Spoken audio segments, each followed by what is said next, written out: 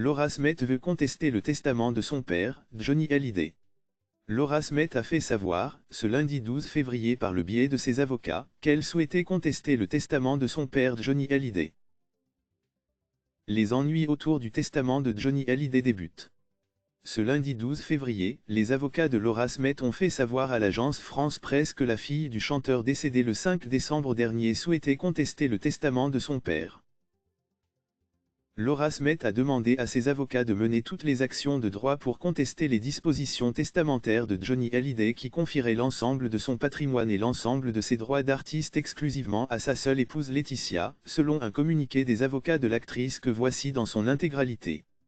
Laura Smet a découvert avec stupéfaction et douleur le testament de son père Johnny Hallyday au terme duquel l'ensemble de son patrimoine et l'ensemble de ses droits d'artiste seraient exclusivement transmis à sa seule épouse Laetitia par l'effet de la loi californienne.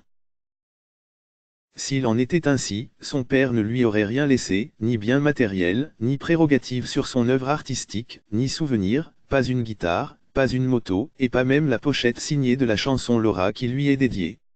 Ce testament prévoit aussi qu'en cas de prédécès de son épouse, l'ensemble des biens et des droits de Jean-Philippe Smet seraient exclusivement transmis à ses deux filles Jade et Joy par parts égales. Mais ces dispositions extravagantes contreviennent manifestement aux exigences du droit français.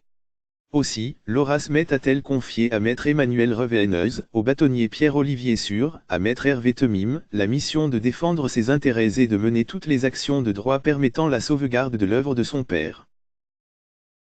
David Hallyday est quant à lui co-demandeur dans cette procédure. Si des héritiers s'estiment lésés, c'est à eux de prouver qu'ils peuvent prétendre à plus. Dans son édition du 2 février, Closer vous rapportait qu'aux États-Unis, il était, en effet, possible de léguer tout son héritage à une seule et unique personne comme nous l'expliquait maître Pierre Houcard. Aux États-Unis, on peut léguer toute sa fortune à un individu sans que ne rentrent en compte les liens familiaux. Si des héritiers s'estiment lésés, c'est à eux de prouver qu'ils peuvent prétendre à plus. Laetitia Hallyday n'avait plus revu les enfants de son mari, David Hallyday et Laura Smet, depuis l'enterrement du rocker à Saint-Barthélemy, le 11 décembre dernier. Nul doute que les ennuis autour du testament de la star ne font que commencer. Les avocats de Laura Smet et David Hallyday